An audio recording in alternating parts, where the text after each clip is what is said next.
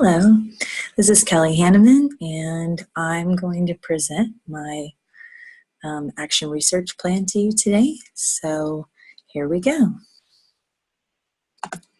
So I did my action research plan about reading interventions, and my big question was about pull-out reading interventions and do they really work? At my current school, pull-out interventions are the way that they're trying to help struggling readers. And I wanted to know, is that really the best way to help them? Or is there research to back up and support the idea of pulling kids out of class? So I decided that would be a good place to start, is to do my action research project about that and see at the very least what research says about that, and then to develop a plan to do the research on my own.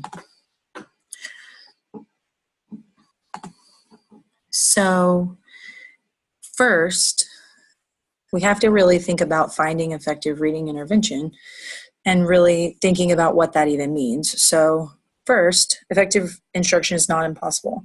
It's obvious that we can teach kids how to read. That is a possibility. Some schools, and this is unfortunately the school where I am, persist in doing what we've always done without regard for what is best for students. So we keep just doing this. At my school, we've hired these tutors to pull kids, and they are just the same tutors who've worked there for years. So we just keep hiring them, and we're not really paying attention to whether what they're doing is actually helping kids.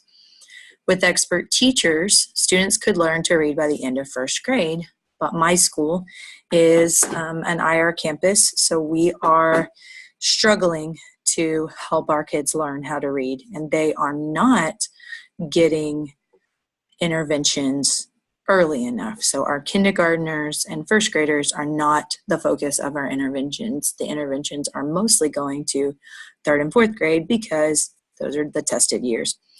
Effective interventions are necessary for struggling readers, so the ones who are struggling already need help. And so my question was, it was initially about pull-out programs, but as I started to do all of my research, what I decided is that it would be more effective to think about what reading intervention is most effective. Is it a pull-out? Is it a push-in? Is it home teacher or core teacher delivered? What's actually going to help kids? And I tried to have an open mind, although I did initially feel like pull-out programs, especially based on my current experience, that the pull-out programs were not going to be the most effective. So research states three major things. First, that interventions are necessary for struggling readers. In fact, Richard Allington talks about how we need to intervene with kids as soon as possible. He says that by the second day of kindergarten, we can know which kids are going to become struggling readers by looking at which kids can name letters and tell you the sounds that the letters make, so that phonemic awareness, and that we have to provide those interventions as early as we can. Effective interventions have certain characteristics. So for an intervention to be effective, it's got to be delivered by expert teachers. It's got to be delivered in a way that actually connects to what the kids need. It's not one size fits all, and one-on-one interventions are helpful. And that there are options when choosing what interventions to use with students. So there are push-ins and pull-outs, and core teachers can deliver them, or reading specialists, or trained tutors. But there's no one correct way to provide interventions. So for my research project, I would conduct it at my current school, which is Coastal Village Elementary School in Galveston, Texas. It would be with third grade struggling readers, a group of 10.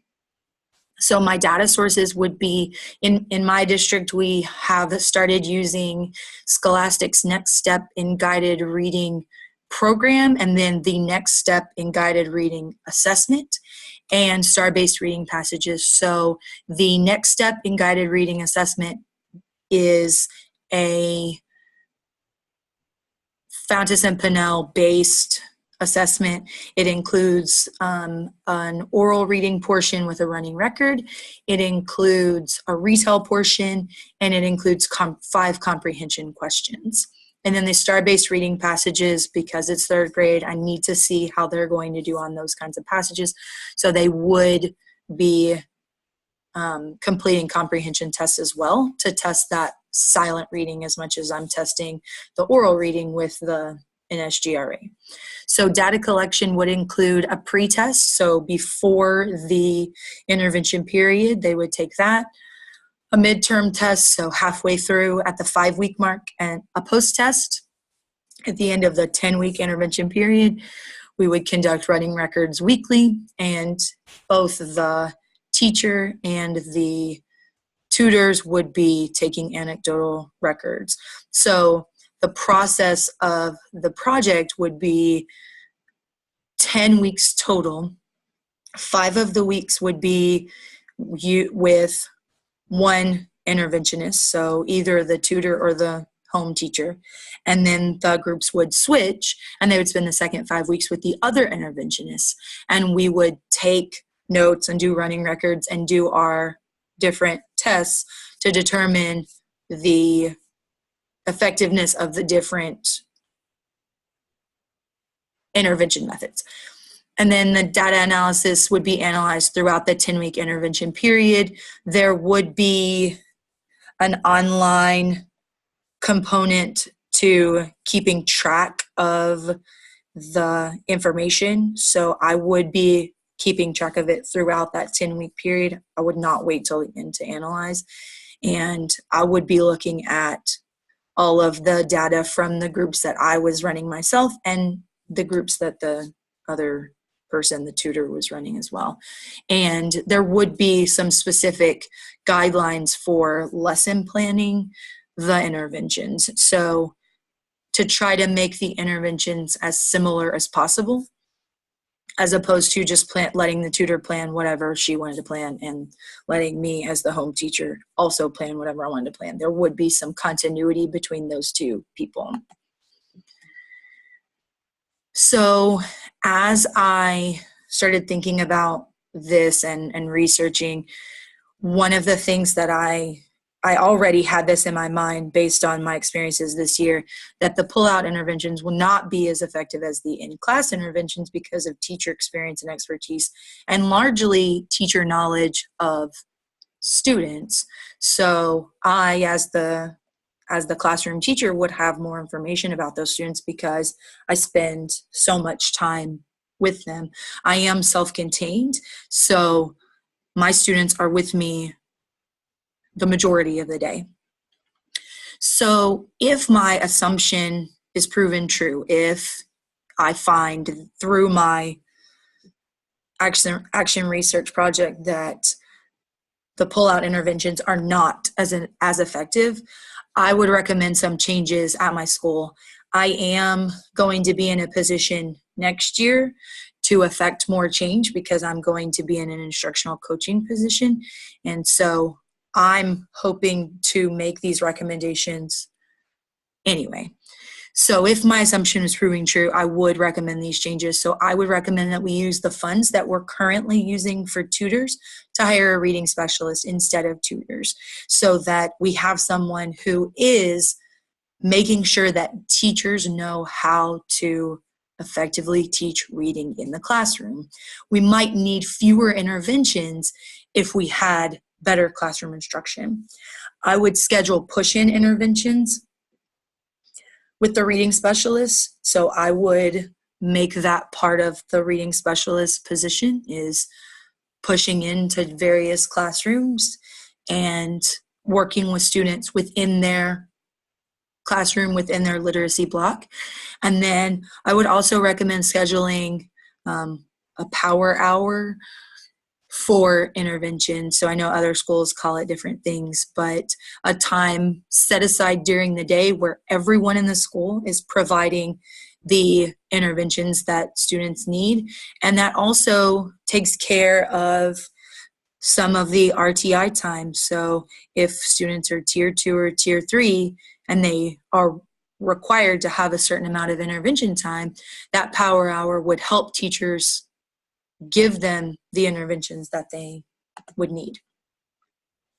So what I've determined really is that it's not so much about pull out versus push in versus teacher led. It's more about asking who is leading the intervention. Is this a person who knows what they're doing? They're an expert in the reading acquisition process. Is the intervention well planned and research based? It can't be something where the tutor just comes in and decides randomly what they're going to do. It's got to be planned out. And then what can we do to make our interventions more effective? So what are we doing that's not working that we can get rid of? And what are we not doing that we need to do? Or what are we doing that's effective that we need to continue doing? So in the future, what I would like to do is, one, train intervention providers. If we continue to hire tutors, that they are well trained. We know for sure that they are going to provide high quality interventions. I would also want to encourage collaboration between teachers and tutors, especially if you're using a pull-out program, because unfortunately at my school, the tutors rarely, if ever, give me any information about what they've done with my students. So they're pulling them out of class, but I have no idea what they're doing with them. And there doesn't seem to be any kind of program, systematic, well-planned program that our school is even using. And then I would research specific student groups to determine the best delivery method for interventions. It might be more effective for students with ADD to be in a pull-out program because they need to be separated from a bigger group that's maybe provides fewer distractions. It might be helpful for dyslexic students also to be involved in pull-out, or it might be helpful for them to be involved in push-in where they're getting multiple chances to reinforce the learning going on in the classroom and they don't feel disconnected to the community of the class.